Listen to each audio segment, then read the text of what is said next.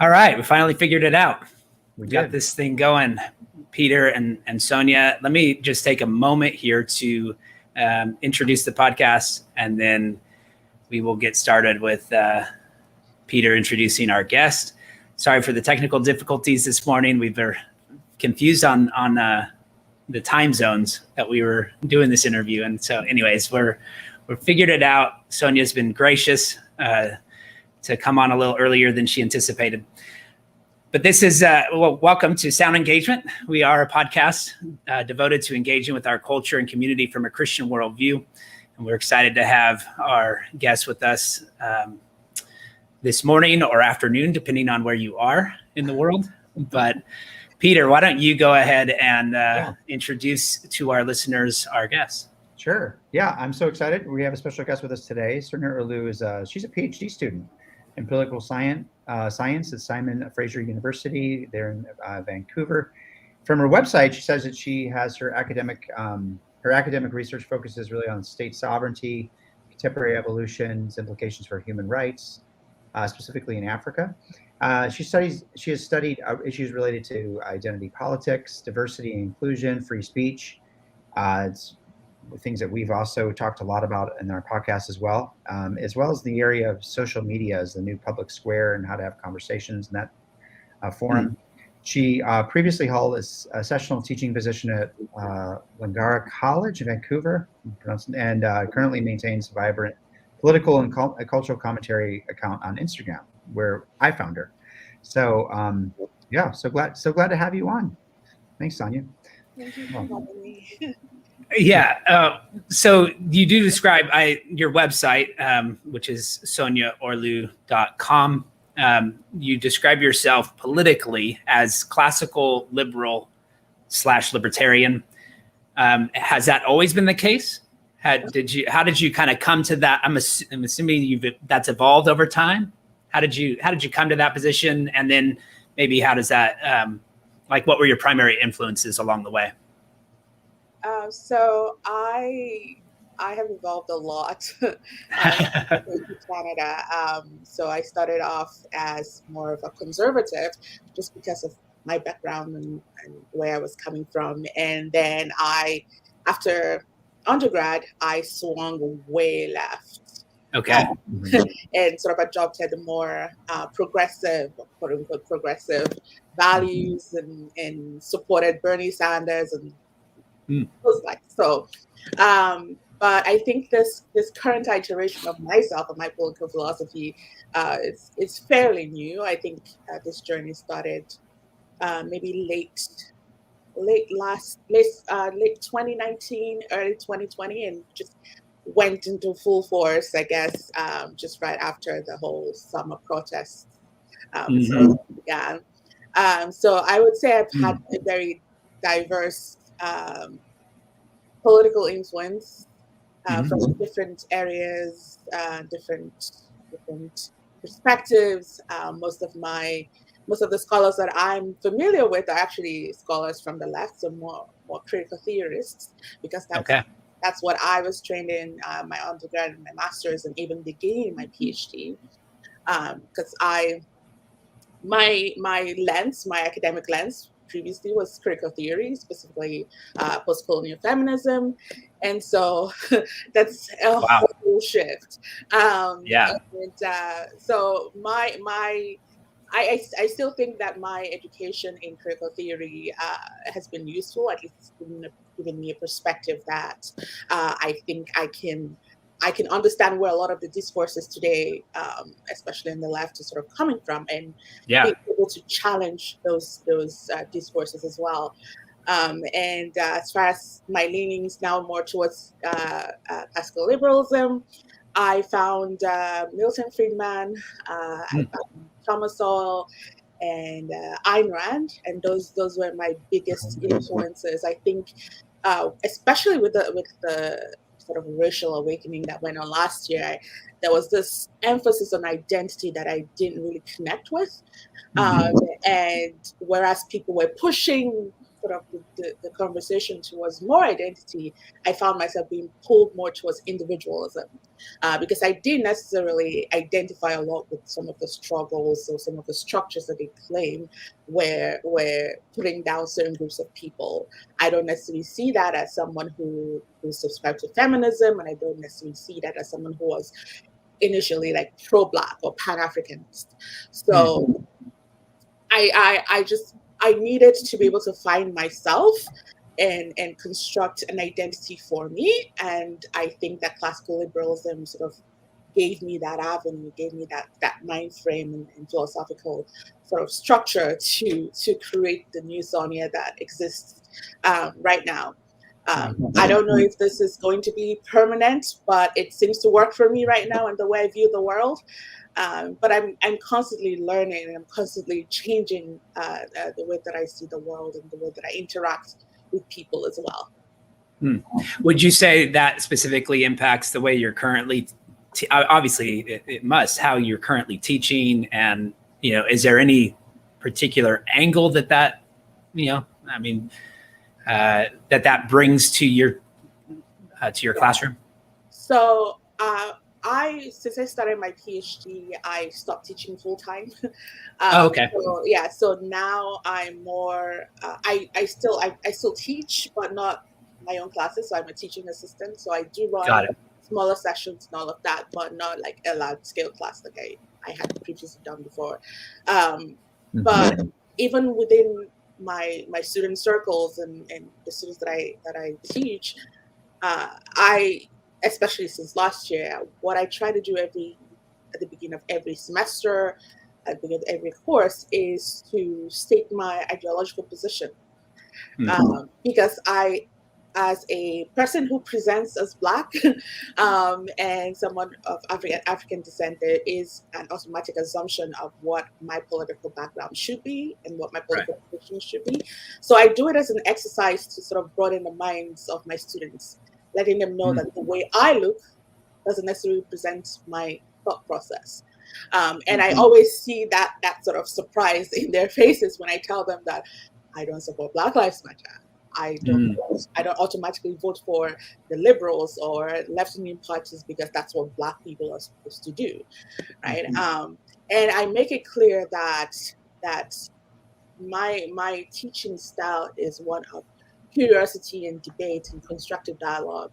Every opinion is welcome as long as opinions are backed by sound reasoning and evidence, and that no one should be afraid to state their position, right? Whether you're conservative or you're liberal. And I've actually had students, especially in political science, I actually have students come to me at the end of the semester and like, thank you for actually creating the space for us to talk about it. Like, I hold conservative views, and I wouldn't necessarily have felt comfortable talking about my positions in some other classes, but like you created the space to be able to do that comfortably. And I think that's really important because campuses these days are becoming a lot less tolerant of non-left views, and that is stifling a lot of diversity in viewpoints and being able to communicate effectively. So you have people being sort of taught by professors who are more left-leaning. I'm currently doing my PhD and currently teach in the university that I've done all of my degrees in. So I kind of have a lot of experience and history there. So most of my teachers were left-leaning, and that, I guess, in a way, made me left-leaning. But I'm trying to sort of communicate to students that there is no one way of thinking. There is no one way of being. There's no one politically correct way of interacting with the world. As long as you do it all with compassion and you engage with people constructively, that's what matters. So that's what has informed the way I interact with students these days. That's great. Yeah, I love what you're, and I actually, while you're saying that, I don't know if there's a way we could even share Sonia's really well done website. I love her website and some of your philosophy, and I was reading over that, I like your 7 points, that every person is a sovereign individual. Individuals should not be judged based on immutable characteristics. They should not be judged based on the characteristics of any group. Collections of individuals do not gain moral authority. There's an objective reality about which our experiences should be tested for truth. And I saw that was kind of like your red pill when you started researching some of the BLM's assumptions and started kind of looking at some of that in context to, what's actually out there, the research that's been done, maximizing truth content, and then finally the scientific method. And which is really interesting because, the anti-racist movement, at least today, defined by Ibram Kendi, is very suspicious of a lot of the things that you're saying right here. Oh. That's somehow like under the white consciousness, if you believe in the scientific method or objectivity, that's the way he would disregard a lot of that. But yeah, so you could find Sonia's, which I really like, a lot of her publications right there. But I was just curious too, living in Canada, and what I'm fascinated about your story is that you went from conservative and then far left, far is the way you described it, and then had all these teachers for several years. And I got the sense that it wasn't until just a few years ago you started kind of, what would you say, your perspective, how was that challenged? I mean, because you were not raised in North America, and how did that go into your excellent article, by the way, on why I don't support the Black Lives Matter movement? I mean, were those, if that makes sense. So I guess talk to us a little bit about where you started seeing some inaccuracies and what that was like for you in that journey. Yeah, so this was 2015 when the Michael Brown shooting happened and sort of sparked the institutionalization of Black Lives Matter as we know it today. I was still completing my master's program, and there was this sense of sort of hopelessness and helplessness that became attached to the Black identity. And it was something I was used to also growing up in my country, Nigeria. So it's the largest Black country in the world. But life in that country is, I don't even know how to begin to explain it. I'm just going to say that no person in North America knows poverty like some of the people in my country and in Africa in general. The amount of hopelessness and helplessness there is something that people have to deal with. It's a daily reality. And so contrasting that with the life that I was then privileged to live in North America, it just didn't connect for me. I'm like, why am I feeling this hopeless and helpless in a country that is giving me so much opportunity to define myself? There's a lot of structures put in place that would make me way better off than people in where I'm coming from. Like, what is that mentality that is tying me to this narrative of oppression? And it took me a long time to sort of deconstruct that. I know that I in 2015 I went like gung ho with Black Lives Matter and the narratives that they wove around Michael Brown shooting and the entirety of the narrative around police shooting of black males. So when this began to even to really crack for me was when it started affecting my mental health. I recall one day I was at a train station. I was getting into a train, and a police officer entered the train the same time as I did, and I was filled with so much fear and dread. And we weren't in the same compartment. The train car had two doors, and I entered from one and he entered from the other. So he was on the other side of the train compartment. But I was so afraid of this man. Because in my head, I was like, this guy could just pull out his gun and shoot me. Because that was the sort of reality that had been constructed for me.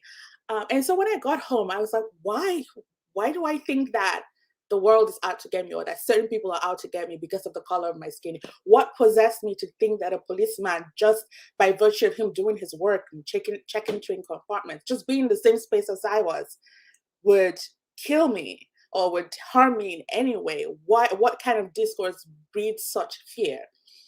And that way, like, that was when the cracks started forming, and I began to disassociate myself more with that oppression narrative. I was like, okay, yeah, Black Lives Matter, it's still a good cause. Like, we still need to talk about police brutality and all of that. But maybe I don't so much identify with the whole like oppression angle and all of that, or the fact that I'm threatened, or my life is constantly being threatened in whatever society I live in the West.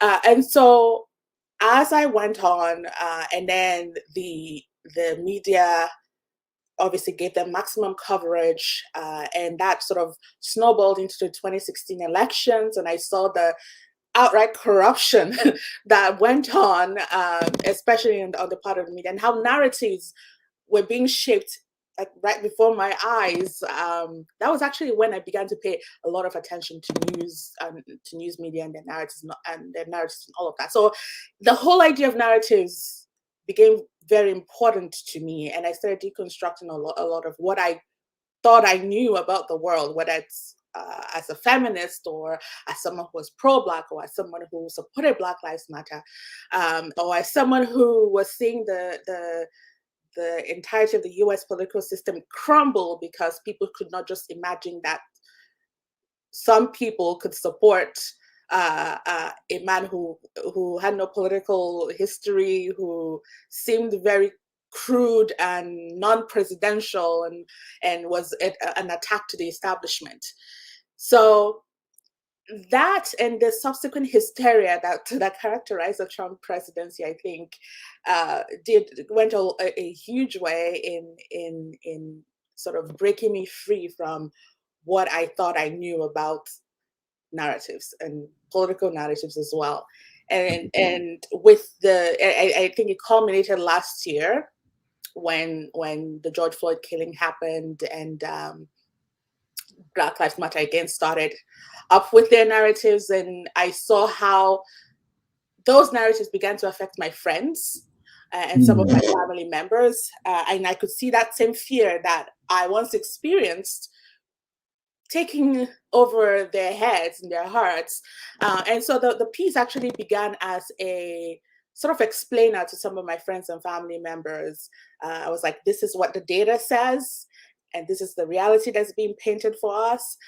It doesn't match up, and so you don't need to be this afraid. You don't, like, it's not a death sentence to be a Black man in North America, so there is no need to be afraid. And so it started from like a paragraph, 2 paragraphs a page, and now it ended up being so much.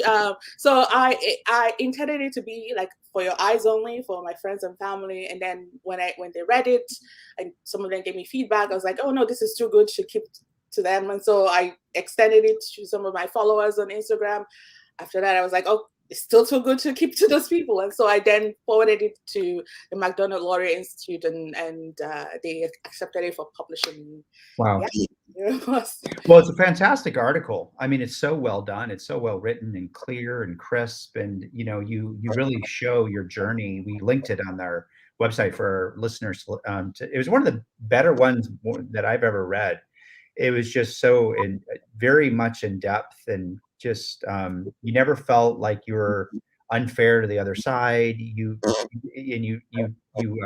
have a lot of credibility, because you at one point described yourself as really, in tears, and when you first experienced, what was going on, and just your journey has been really fascinating. So you get that empathy part where people are coming from. That's interesting. One thing that you bring up is, I'm a clinician, so I'm a family therapist, and I own a practice in Massachusetts. And I don't know if I was able to tell you a little bit about myself there. And, so I got into this because I'm so concerned with people's mental health.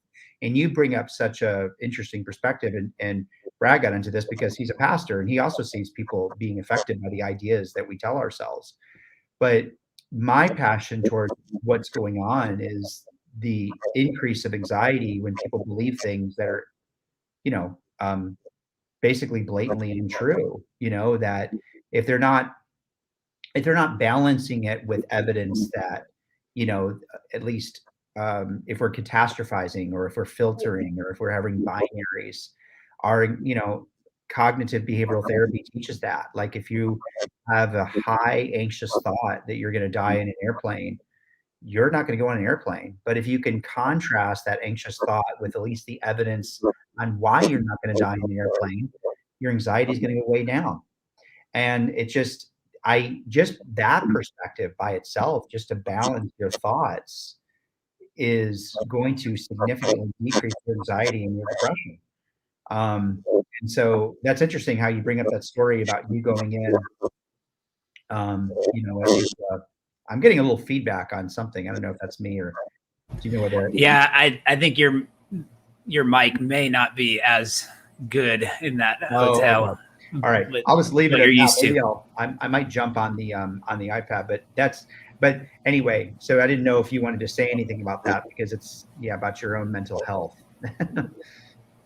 Yeah, I think it's not only with the Black Lives Matter issue. Even when I began to learn a lot about when I began to sort of go deeper into my studies on critical theory, that in itself did affect my mental health quite a bit, because it's such a defeatist way of looking at the world, especially when you think that there are all of the structures that are sort of erected to keep you down as a person.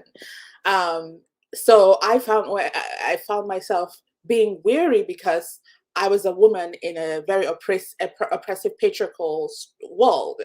I found it distressing that I was an African in a world that constantly exploits Africa's resources. I found it distressing that I was a Black person in a white supremacist world that's constantly being oppressed and discriminated against because I was Black.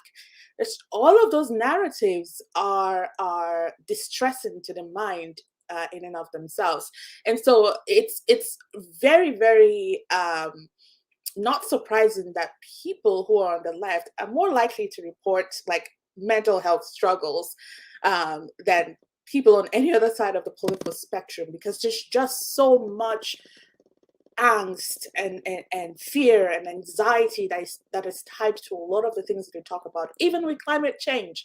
And that's not to say that climate change isn't happening, but when you have people being so alarmist,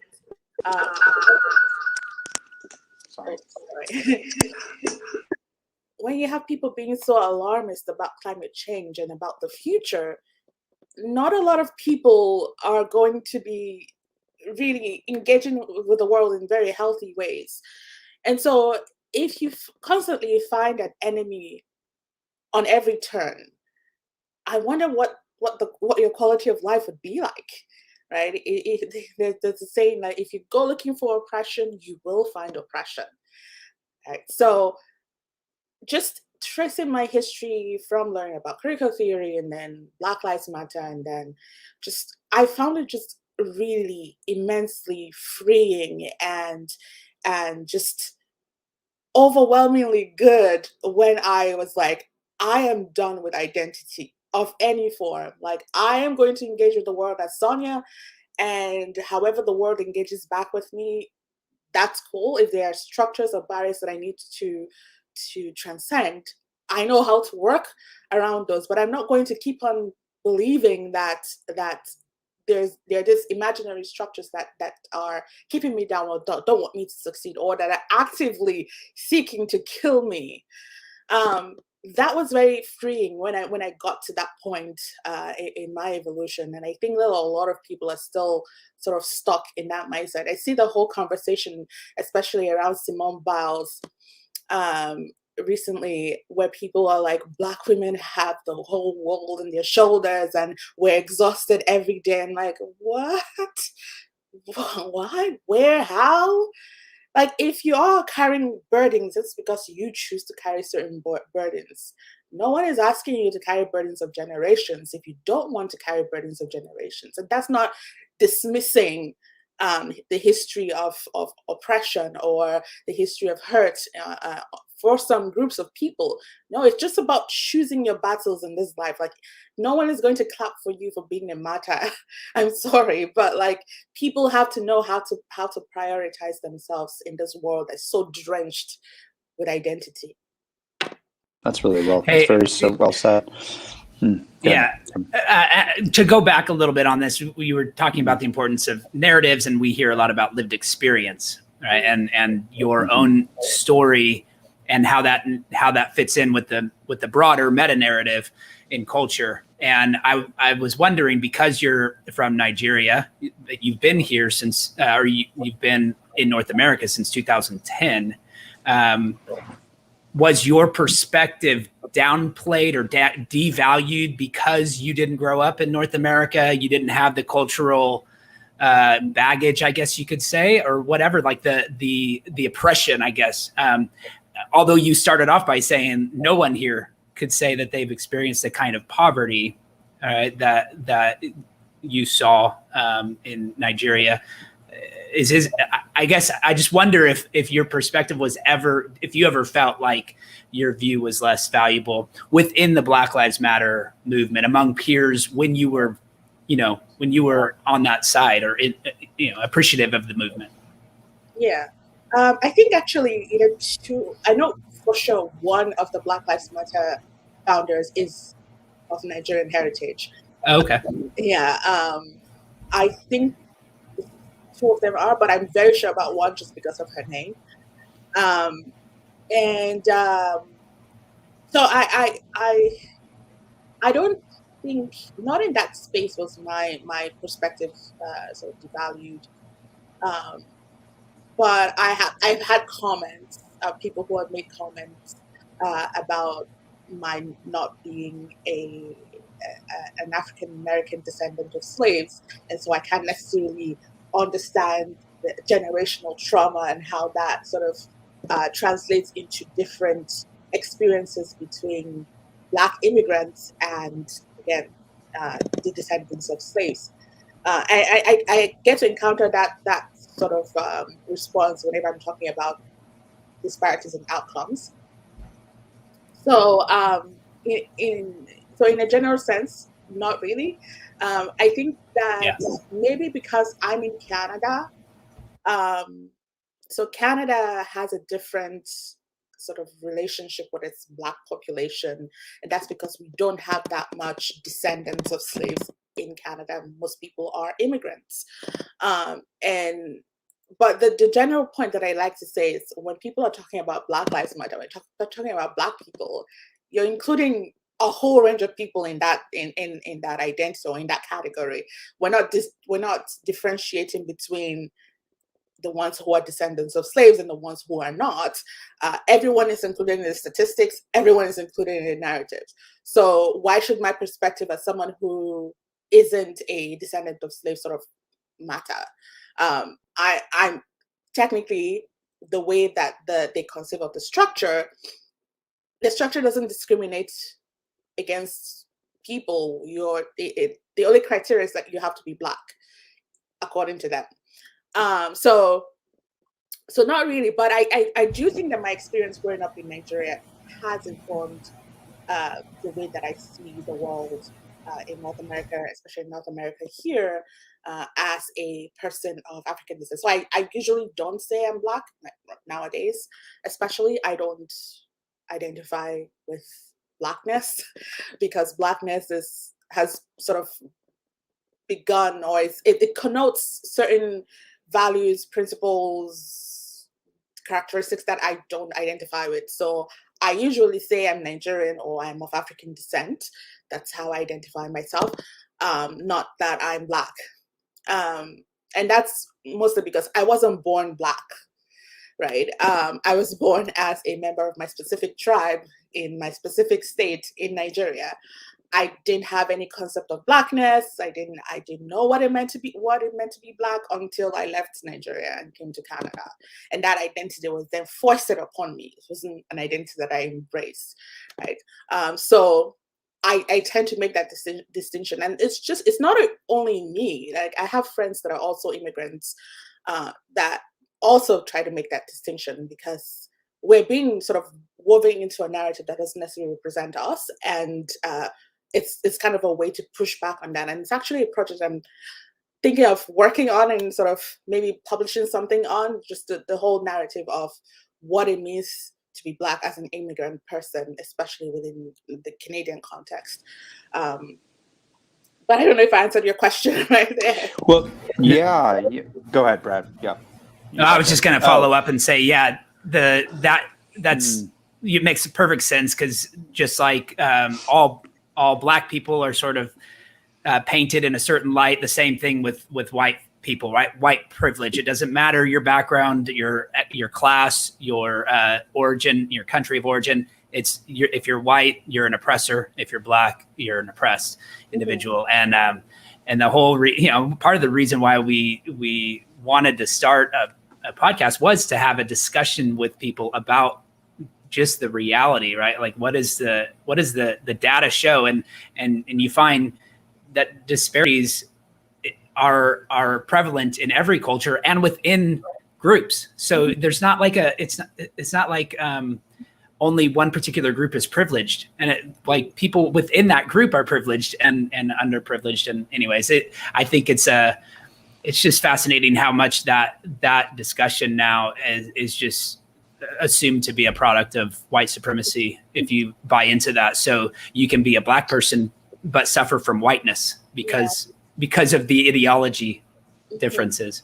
Well, and also just whenever you try to destroy the individual and put them all in a collective group, you have no room for outliers or outside forces. And that was Ayn Rand's point when she wrote Anthem, which is a great little novel on that. The whole story is where the collective is just subsumed.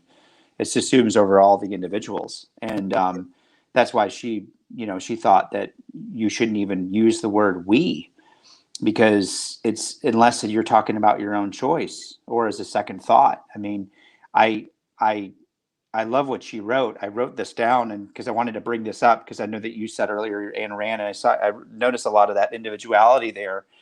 But she wrote this in the book Anthem, and she says, "I owe nothing to my brothers, nor do I gather debts from them. I ask none to live for me, nor do I live for any others. I covet no man's soul, nor is my soul theirs to covet. I am neither foe nor friend to my brothers, but such as each of them shall deserve of me. And to earn my love, my brothers must do more than to have been born. I do not grant my love without reason, nor any chance passerby who may wish to claim it. I honor men with my love, but honor is a thing to be earned." And she says, "I shall choose my friends among men, but neither slaves nor masters. I shall choose only such as pleases me. And them I shall love and respect, but neither command nor obey. And we shall join hands when we wish, or walk alone when we so desire. For in the temple of the Spirit, each man is alone. Let each man keep his temple unclothed and undefiled. Let them join hands with others if he wishes, but only beyond his holy threshold." And then she says, I'll end on this, for the word "we" must never be spoken, save by one's choice and as a second thought. This word must never be placed first within a man's soul, else it become a monster.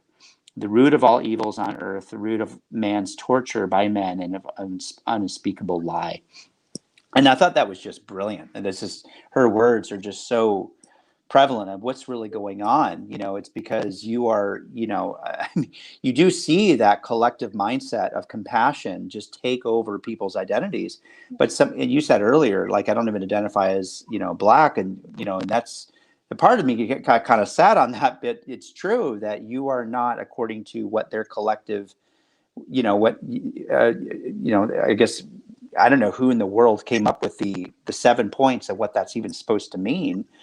Is there a committee? And I would just say too that even amongst whites, you have whites in Appalachia who think totally different. You have whites from Irish origin, and Thomas Sowell talks about this in his book White Rednecks and Black Liberals, how whites from Ireland were often the slave owners, and Blacks amongst slave owners actually picked up a lot of that Irish mentality that kind of blamed a lot of people for their problems. A lot of people don't think that. A lot of Black culture in America is not from African descent. It's from white redneck behavior that tends to blame rather than take responsibility. Thomas Sowell makes a very provocative claim that a lot of old, Black cultures that are in any cities, this is his words, not mine, that are actually a connection between white rednecks. And so in a sense, you could even say, stop acting like a white redneck. Okay. Like, be yourself, because, and that's a provocative essay, but Sowell is spot on. Like, I've seen that in amongst, whether I'm dealing with, whites up here, and I live in the Boston area, and the New Hampshire area, that also tend to blame a lot as well. But anyway, I'm just kind of, I'm just brainstorming now, not really. Yeah, go ahead. There's actually a very clear distinction between African culture and Black American culture. They're not in any way similar. So to even claim that these people inhabit or exhibit African cultures, that's really not true. I mean, if there's even no one homogeneous African culture, but if we're to look at sort of the notion of family and community and all of that, it's markedly different from the way the African American descendants of slaves sort of construct their own identity. So yeah, it is the whole idea of the individual versus the identity. I think it's something that a lot more people need to understand. And it's not claiming the individual as this atomistic person that doesn't necessarily care about their broader community. No, that's not what individualism is. It's ownership of the self, but knowing where the self stands in relation to the community, right? The individual can choose to be a member of a community, but the individual reserves the right to leave that community without threat of force or violence or whatever it is. And so there is, while there is a separation, it's also very intentional, right? It's people acting for their own best interest in a way that sort of makes sense to them.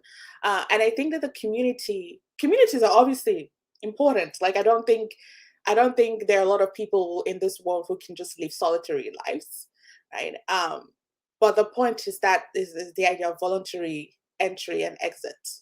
That's the core of individualism, the whole idea of voluntarism.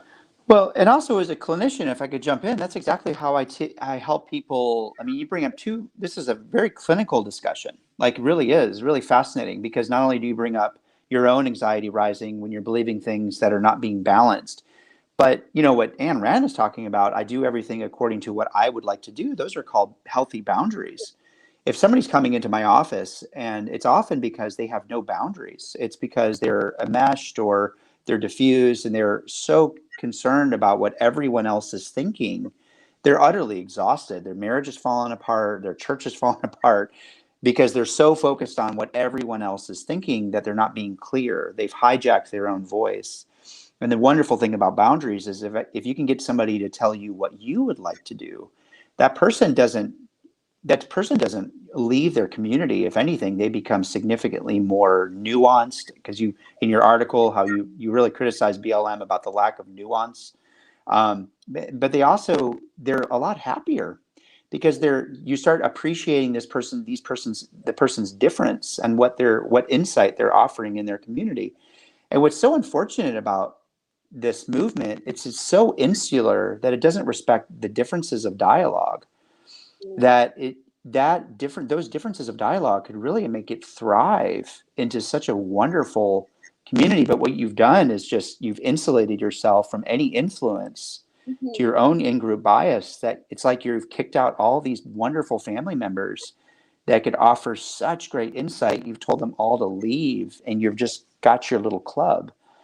It's very, it's unfortunate, because you're, It's the whole rhetoric of defund the police, right? It's one of the chief slogans of the Black Lives Matter movement. But at the same time, when you actually look at the data, when you actually look at personal opinions, not a lot of Black people are in favor of defunding the police. Yet it's something that they tout as something that must be done and that Black people want. When you actually ask the Black people, no, we want more police on our streets, right?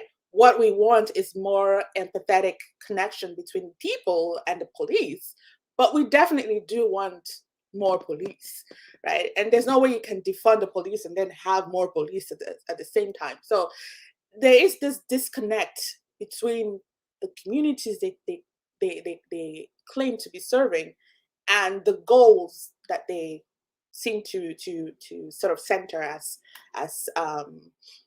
what's core for them. Yeah, and that's a good point to transition on. I know we've got about 20 minutes left, and I'd love to talk about some of your current recommendations but before we get there, I'd just like to say or ask you, what is when you started to transition away from the movement, I don't know, what did that do to your group of friends? You said you started to communicate with some folks. I mean, was there a radical transformation of the group you began hanging out with, or did other people's minds begin to change with you? What was your experience there? Well, fortunately for me, I have group of friends that sort of are reasonable people, I guess. I again, fortunately for me, I haven't necessarily lost as much in this cultural war compared to most people, and so people that I've tried to talk to have been sort of responsive and sort of amenable to my ideas, because I know that they trust me. I mean, if you trust me on something else, you could also trust me on this particular issue. And so in that space, I've not had any problems whatsoever. I get most of my pushback in public versus in my private life. And I think that it's great that I have these people to fall back on when the rest of the world gets really confrontational for me. But yeah, I do talk to a lot of people though who have lost friends and family because of this issue, whether it's Black Lives Matter or the general sort of conversation around race. And I do feel for them, and I always tell people to pick their battles. Like, if you don't feel like this is something that is worth you losing your friends and family over, don't talk about it. Not every battle in every situation has to be won. Like, you need to know what is most important for you. Some people are soldiers in the culture war. Some people are just going to be spectators, and it's good if you want to be a spectator. Just don't block the exits for other people. Like it. So for me personally, I haven't lost as much. Like, even with the paper, my department was very supportive. Actually, the chair of my department was like, he's going to write a letter to one of the news organizations here in Vancouver, who decided to sort of pull down an interview that one of their reporters did with me. Yeah, so far I haven't gotten that much pushback personally, but publicly, yeah, obviously. What's been some of the most acute pushback, or on publicly? Would you say? I mean, what in particular would you say that you hear? Yeah. Oh, I mean, outside of the trolls who have called me an enabler of racists and white supremacists, or someone called me a Trump supporter. I don't know how I'm going to be a Trump supporter when I'm in Canada. Someone else called me an anti-Black Black person. I mean, I've been called racist even. Like, it's so much of that, but those are more trolls. Like, the more constructive I get, or quote unquote constructive criticisms have been more about how I'm giving fodder to people who are very negative about the Black Lives Matter movement and of race relations in general. I'm like, if I say something that's true and racists use my truth to further their own aims, like, how does that impact me. Like if I say that Black people are not disproportionately being killed by the police, and someone who's a white supremacist takes that quote, uses that to make their own point, how is that my problem? The fact remains that I said what is true. Whatever the truth is being used to do is not my problem. But there are some people who are more about, yes, you're correct, but you need to say it in this way, or you need to not say it, or something of that sort. And then there are people who are like, I'm a token Black person especially for the institutes that published my piece, and it's like, can you see all the people who are retweeting your article and like commenting your post? They're all white people and all of that. I'm like, yeah, unfortunately, the audience of my paper are supposed to be Black people, but the chances that Black people are going to read it is really low. And so I try as much as possible to go into spaces that I know would need that piece, but those spaces are not spaces that would want me. And I mentioned before about a news organization. So when my article came out, I was contacted by a news organization here in Vancouver for an interview. And it was just about like, just similar to this, how did I get to the perspectives that I now hold, and what that means for me, and like what consequences would there be for Black Lives Matter and all of that. And I thought it was a good interview. It was like 40 minutes, and there was supposed to be a write-up about it. And the next day, I didn't know when the article was published. Like no one, like after I finished the interview, that was it. Like I didn't hear anything from anyone. And the next day, someone sent me a message on Instagram and was like, "Oh, have you seen this post on Facebook about this news organization pulling down your article or putting down the article on you?" I was like, "No, I haven't." So I went there and I saw their sort of message, and they were like, "Oh, they apologize for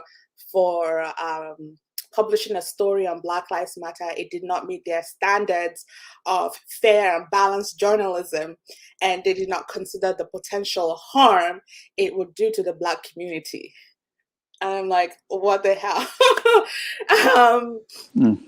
First of all, we've been inundated with Black Lives Matter content for the better part of a year, all pro Black Lives Matter. And now someone is soundly critiquing the organization, and all of a sudden it doesn't meet standards for fair and balanced journalism. Yeah, as well, so infantilizing as well, like creating harm. Like, wow, Exactly. because you had another person offer a critique, and for you to think differently, that your community will be harmed.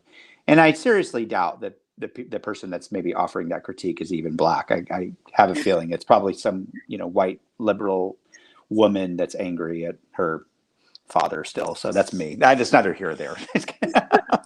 So that's usually 99%. That's usually where it's coming from. I know our time, we have about 10 more minutes left, but I mean, I also just, go ahead, Brad.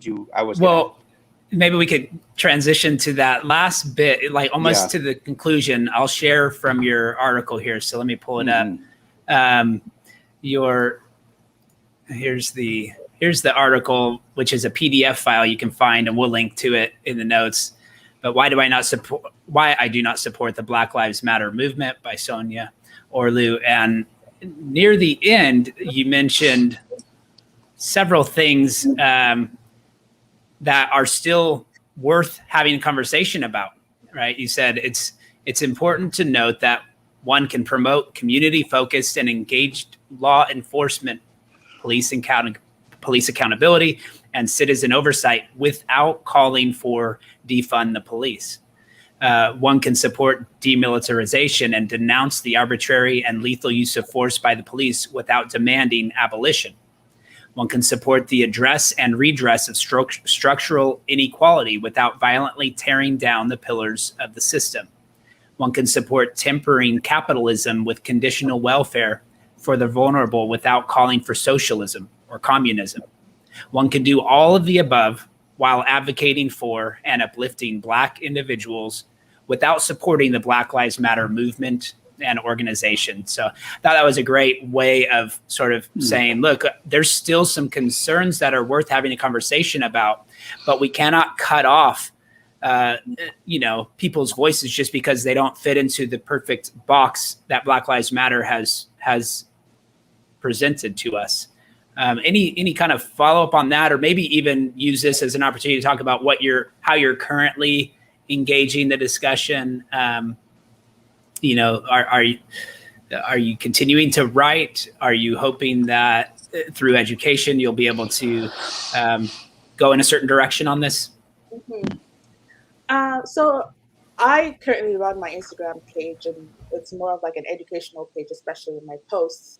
And in that, I'm trying to draw attention to, again, this nuance that a lot of people miss, especially when it comes to individualism and capitalism, and the whole idea of racial identity. Because I think that they're all sort of interconnected in the way that we deal with societal ills. So we can look at structural inequality, for example, and see that as evidence of some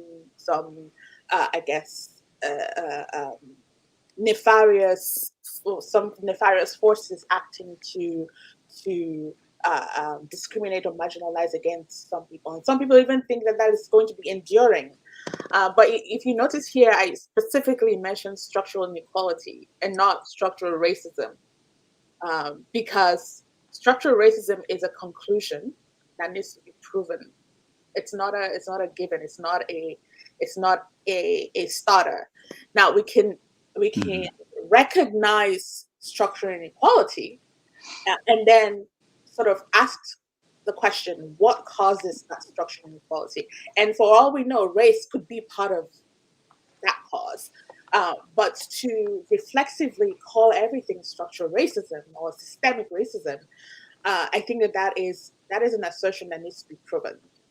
And so what I want to what I hope is that through education, through fostering of dialogue with different people across different parts of the political spectrum, is that we can come to recognize that there's certain fundamental, values that we all hold, and that's every individual is entitled to certain rights. Every individual is human and should be treated like a human. And so how do we go about doing that? Right? How do we do it with compassion? How do we do it with measures that don't damage the individual or damage the society while we are at it? And personally, I don't think that, for example, socialist principles are the way to go. I think that history has proven time and time again that is an absolute disaster. So how do we go about sort of understanding that people are human and treating everyone equally as we move on? Now, the concept of anti-racism sort of factors into this, but I don't think that anti-racism as presently constructed is actually anti-racist. I think it's just a rehash of old ideas in new packaging. And so it's, to me, I just want to have conversations and educate people on, like, how do we live in this moment? How do we conceptualize of our world? How do we come up with solutions that are more constructive rather than reactive? And I don't have all the answers. I'm just one person, obviously. But I think that there needs to be much more education on a lot of basic things, especially with the people that need it. I get frustrated because I'm like, the people who follow me are not necessarily the people who need my education. I mean, I know it sounds crazy, but like the people I think that need or need to hear what I'm saying are not necessarily the people that are hearing what I'm saying right now. And I'm still trying to figure out ways to get into those spaces. But so far, right now, I'm focusing on just putting out a lot of material out there. And maybe I'll get back to like writing full pieces like this, probably something before the year runs out, but it's most likely going to be on either anti-racism or an identity. Well, I could say too. I mean, I actually think your voice does need to be heard. I mean, especially, I mean, where Brad and I are both part of the PCA, which is a Presbyterian church in America.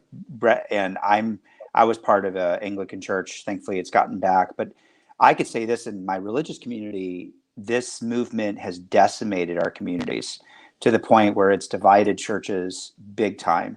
And I think it's because there's a lot of overlap of fundamentalism, old school fundamentalism that is integrated into anti-racism. You know, and Kendi says that. Kendi says that, you know, he listened to a lot of James Cone or read a lot of James Cone as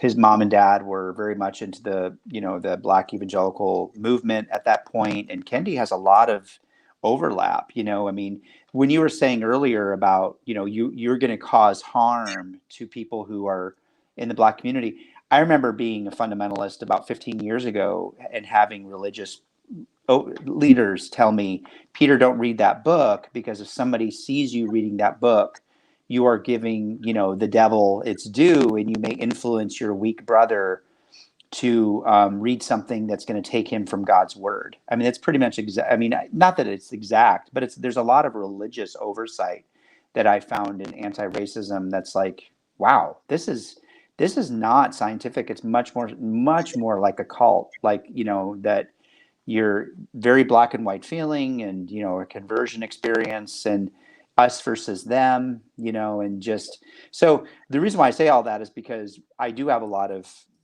you know, they follow me and I love them, you know, but people, especially in the religious community, that truly think that if you're not speaking on these issues, or if you're being objective, you're not listening to our Black brothers and sisters who are coming in our religious organizations, and you're being bigoted, you're not listening to their voices.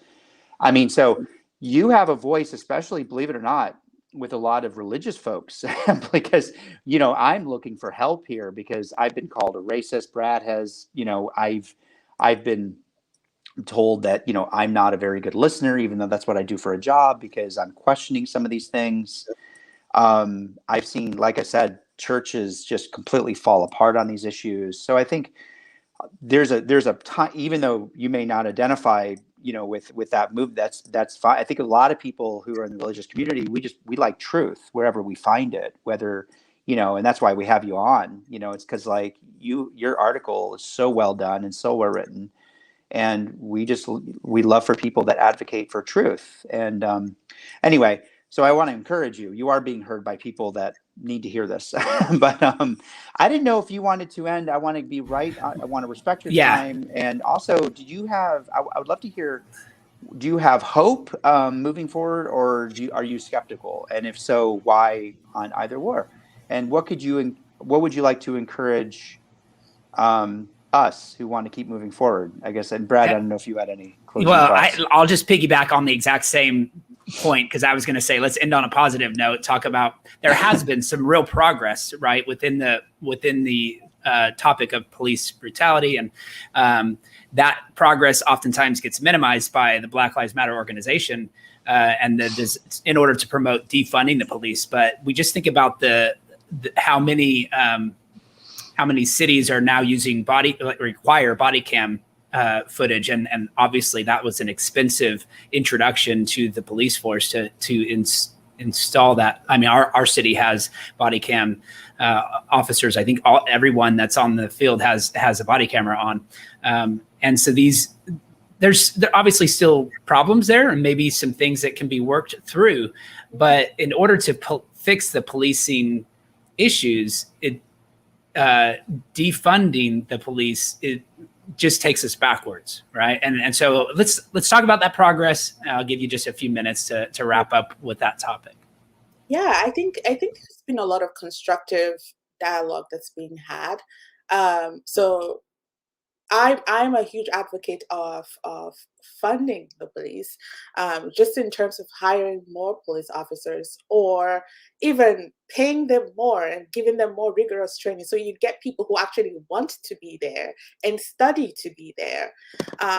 There also needs to be things like funding for more psychological therapy for a lot of these police officers, because that goes a long way in countering bias, and maybe not necessarily racial bias, but just bias towards people in general. Because I think one of the issues with the Tamir Rice shooting was those officers had just come from another very stressful situation, and that impacted their ability to react as best as they could to the Tamir Rice incident. And so that's a lot of things that people don't talk about, like PTSD within the cop population and all of that. So again, there's a lot, and then training and more de-escalation measures, like so that they don't get to use their guns quite as fast as some of them do. So these are things that people who are interested in more like constructive solutions have been talking about, and I hope that a lot of police departments do that. I think that as the data shows more that people are against the idea of defunding the police, a lot of these departments and a lot of like bureaucrats will be more responsive to listening to what people are actually saying versus rhetoric. And so in that sense, or in that space, I think I'm a little bit more optimistic in how that's turning out. But in the space of identity, I don't think I'm that optimistic. I think that we're still going to go through a very tough process before we come out of it.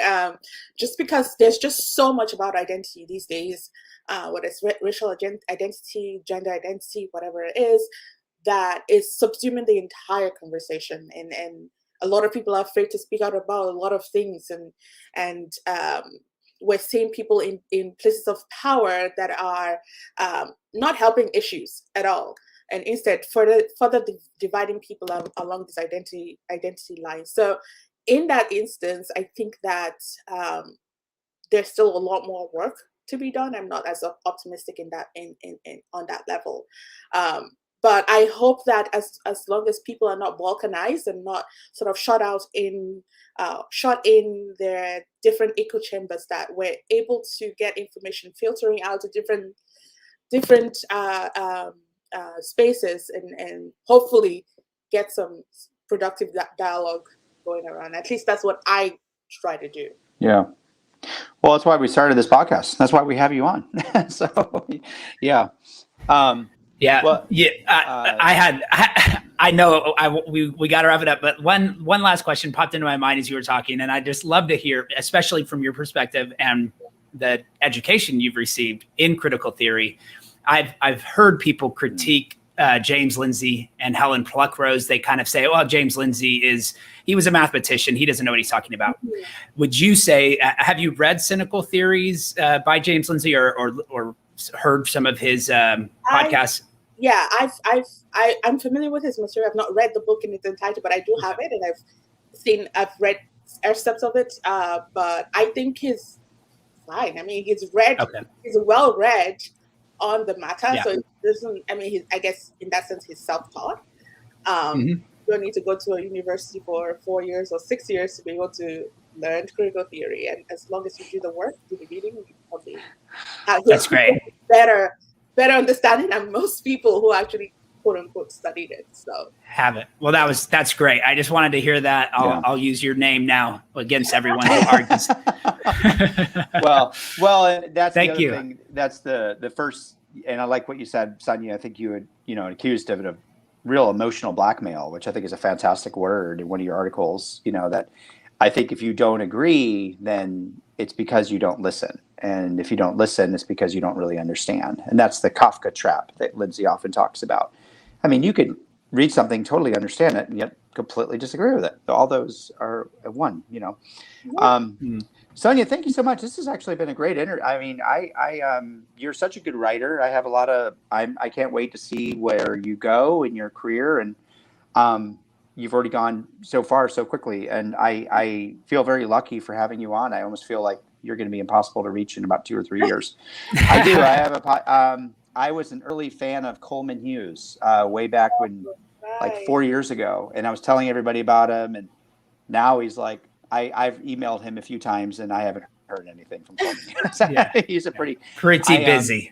Yeah. So I'm just Wow. I'm so thankful that you came on. The more I went, saw a lot of your work. I would encourage all of our listeners to read Sonia's article. It's fantastic, and thank you so much. And you're one of the rare people I see on social media that never attacks the person, always attacks the argument, and it's never personal with you. And I love that. I love that about finding people, true researchers, like the true, who do that all day.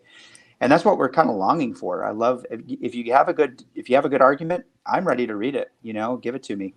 And I will always respect you, even if I strongly disagree, as long as you can give me a good argument. So I just thank you again, Sonia, for coming on. Yeah. Thank you so Wonderful talking to you. Yeah. Thanks. much. Awesome.